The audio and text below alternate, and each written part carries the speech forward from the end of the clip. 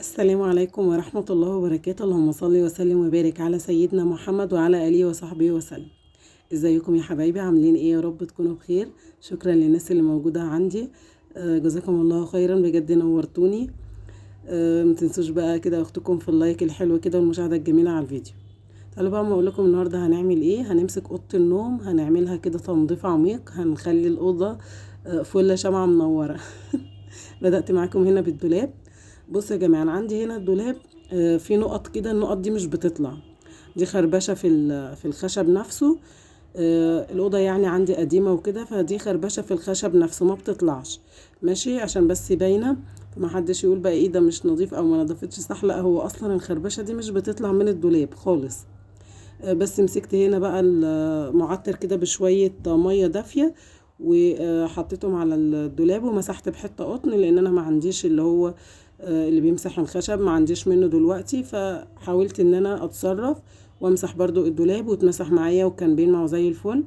ودخلت هنا بقى على السرير، هنمسك بقى الأوضة، هنكنسها وهنمسحها وهرتب السرير وهفرش ملاية بقى معاكم. يعني هنخلي كده اوضه النوم بجد يعني عملتها تنظيف عميق.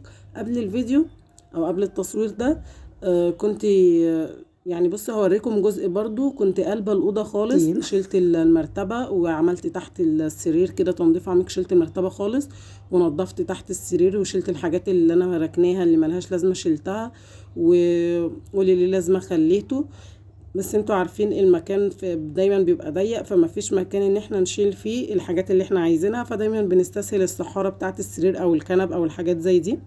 فانا مسكت بقى الأوضة تنظيف عميق خالص. نفضت وزعفت ومسكت الخشب لمعت، وتحت السرير بقى لميت كل حاجة وفوق الدولاب. يعني الأوضة كانت مكركبة جدا جدا. هوريكم جزء كده عشان تشوفوا قبل ما أبدأ معاكم الفيديو كانت الأوضة عاملة ازاي. ماشي، يعني كان فعلا فعلا تنظيف عميق للأوضة شامل. بس في النهاية كانت راحة نفسية كده وطاقة إيجابية، والأوضة بقت معايا نظيفة جدا وريحتها كمان حلوة وكل حاجة عندي فيها بقت نظيفة. قلبتها كده من فوق لتحت زي ما بيقولوا. هنا بقى لبست بقى الملاية اللي انا هفرشها معاكم. خدت الاكياس بتاعتها لبستها للمخدات والخداديات، وهبتدي بقى افرش معاكم الملاية دي.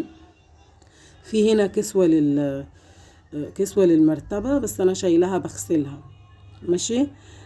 بس قلت بقى عشان احنا في الشتاء هتاخد وقت عبال ما تنشف، قلت افرش برضو معاكم، ولما تنشف بقى وانا بروق السرير بعد كده ابقى افرشه، اللي هي الكسوة بتاعت السرير نفسه. انا هنا بفرش معاكم الملاية. انا اخترت الملاية دي، عجباني جدا، انا بحبها غامقة وليها رسمة كده، وفي نفس الوقت يعني شكلها حلو، حاسة ان هي شيك. فانا بحبها بصراحه، طلعتها ان انا افرشها معاكم وكده. بصوا يا جماعه، هنا في الحيطه ورا السرير على طول، ورا شباك السرير، بصوا في مطرح برواز متشال والحيطه متخربشه. الاولاد ما كسروا البرواز، وطبعا مطرح البرواز ده كان فيه خربشه وكده. فان شاء الله هحاول اعمل تعديلات وتغييرات في الاوضه وبرضه هصور معاكم. والبرواز اللي محطوط واللي اتشال اصلا الاتنين مش بتوع اوضه النوم. طبعا براويز كبيره وكده وملهاش لازمه هنا، بس كانوا زياده جايين لي هديه فما لقيتش مكان احطهم غير هنا. ولكن ان شاء الله في التعديلات والتغييرات هنجيب البراويز الصغننه الحلوه دي بتاعت اوضه النوم ونغير النظام خالص. روقت معاكم هنا السرير وخليته زي الفل ورتبته، وكمان في حته مكسوره كده في السرير ان شاء الله برضو نحاول نظبطها مع بعض. بصوا بقى منظر الاوضه ده، الجزء اللي كنت بقول لكم عليه. بصوا كنت شايله الاوضه خالص، يعني بص منظر السرير. هنا عدلت شوية وحطيت الملل تاني، وكان بقى كل اللي انا عايزاه حطيته واللي مش عايزاه شلته. نرجع بقى لباقي التنظيف. هنكنس هنا مطرح الكومودينو وهنمسح ونرجع الكومودينو مكانه على نظافة. ماشي. مفيش احسن من التنظيفات العميقة والله العظيم. يعني ممكن تعملوا التنظيف العميق ده مرة في الشهر، برضه حلو قوي. يعني مش هتبقى مدة بعيدة ومش هتبقى مدة قريبة. يوميا بنعمل تنظيفات في البيت، واسبوعيا بنكنس وبنمسح، ولو في اي حاجة وسخة بننضفها. شهريا بقى تقدروا تعملوا تنظيف عميق شامل لأي مكان انتوا عايزينه. ترتيب وتنظيف وكنس ومسح ونقلب كده المكان من فوق لتحت، ونرجع كل حاجة مكانها، واللي احنا مش عايزينه نرميه واللي احنا عايزينه نسيبه. القلبة دي بقى او التنظيف العميق ده لو مرة في الشهر هتريح علينا كتير. وكل مرة هنيجي ننظف فيها او نقلب فيها المكان مش هياخد مننا وقت وهيبقى نظيف. بس احنا بنطمن في النهاية ان المكان بتاعنا طول ما احنا ايدينا فيه يوميا واسبوعيا، والتنظيف العميق التنظيف العميق ده شهريا، والله العظيم بجد فعلا المكان بيفرق معانا جامد. انا هنا رجعت الكومودينو مكانه وكنست ومسحت قدام السرير كده. هنا بسلم عليكم، يا رب تكونوا بخير كده يا رب، كل سنه وانتم طيبين. ومسكت الاوضه كلها كنس ومسح وخليتها معايا زي الفل. هنعمل ايه هنا بقى؟ استنيت الارض تنشف معايا، ما ينفعش ان احنا نفرش السجاد والارض مبلوله، بتعمل كمكمه وريحه مش حلوه، خساره بقى بعد المسح والتنظيف ده كله. وعلى حاجه صغيره نقوم نضيع كل مجهودنا، لا نستنى على الارض شويه لما تنشف وبعدين نبتدي نفرش السجاد بتاعنا. بصوا هنا يا جماعه، ده الجزء اللي جنب الحيطه والستاره، حطيت المشايه وبننزل بقى الستاره كده ونرتب المكان ونشد الستاره. وهنا الجزء التاني، المشاية دي هي والتانية اخوات وقد بعض وفي المقاس وفي الشكل. حطيت واحدة عند كومودينو كده بين السرير والحيطة، وواحدة هنا قدام السرير. ونفرش بقى السجادة برضو طقم يا جماعة، السجادة شبههم يعني، المشايات والسجادة شكل واحد. انا بفرح لما بلاقي للسجادة مشايات، او ان السجاجيد نازل ليها مشايات صغيرة تبقى شبهها، دي بتبقى حاجة حلوة قوي. لما بتيجي تفرشوا الأوضة لو عندكم مكان محتاج مشاية بتلاقوها شبه السجادة، فبيبقى المكان والأرض يعني مترتب صح. فالحمد لله هنا لما جبت السجادة دي لقيت ليها مشايات، فعجباني جدا بصراحة. فهنا بقى فرشت معاكم السجادة هنا قدام السرير. يا رب يكون الفيديو بتاعي مشجع تحفيزي، تقدروا ان انتوا من خلاله تمسكوا اي مكان عندكم محتاج ترتيب او تنظيم. يعني مش شرط تنظيف عميق، ولكن ممكن نرتب كده برضو، يعني ايه، تاخدوا كده ايه طاقة ايجابية كده وحماس من الفيديو بتاعي، انا هكون مبسوطة جدا.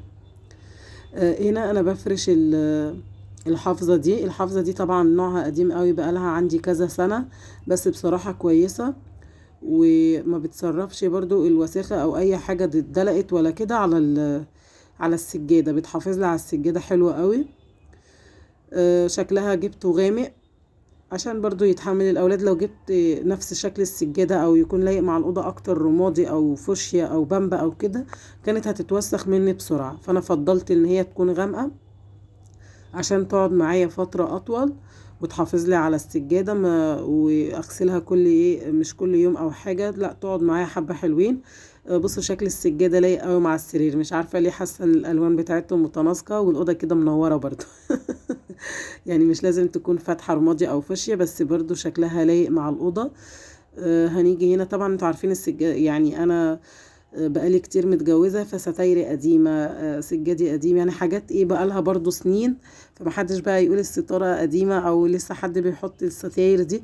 هي اللي موجودة عندي من ساعة ما جبتها، ما غيرتهاش، بقالها عندي كتير قوي، سنين طويلة، داخلة يعني تقريبا في 17 سنة، تقريبا 17 سنة، فموديلها قديم، بس انا ما غيرتش وما عملتش تجديدات وتغييرات للعفش بتاعي او للفرش بتاعي.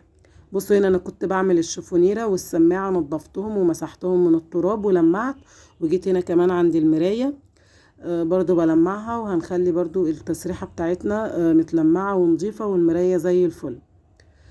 يا رب بس الفيديو يكون خفيف على قلبكم كده زي ما انتوا خفيف على قلبي. وشكرا للناس اللي موجودة عندي في القناة هنا، نورتوني والله، ومبسوطة بوجودكم معايا جدا جدا. واتمنى طبعا اللي لسه اول مرة يشوف قناتي تشتركوا بقى عندي كده وتنوروا وتكبروا القناة بوجودكم معايا. انا كده هنا تقريبا يعني خلصت. هنحط بس المفرش كده على التسريحة يا جماعة. انا شايلة كل الحاجة اللي على التسريحة من ولادي، حطها في بوكس كده، صندوق صغير، ولما كل حاجتي وحطها في الدولاب، كريمات وشامبو وفرش وكل حاجة. ومكياج، لان طبعا ولادي صغيرين وبيبهدلوا الدنيا جامد، فعشان كده لما حاجتي كلها والتسريحة فاضية. هنا انا بوريكم الشكل النهائي للأوضة بعد ما خلصتها، ترويق وتنظيف عميق ومسح الخشب وترتيب وتنظيف وكنس ومسح وكل حاجة. فبوريكم الشكل النهائي.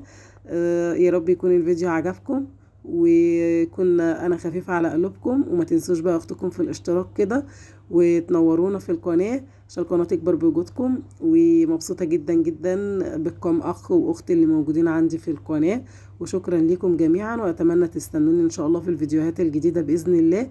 ويا ريت الفيديو يكون عجبكم كده وخدتوا منه طاقة ايجابية كده وحماس كده للتنظيف. وده كان شكل الأوضة النهائي بعد ما خلصتها. استنوني إن شاء الله في الفيديوهات الجديدة بإذن الله. شكرا لكم والسلام عليكم ورحمة الله وبركاته.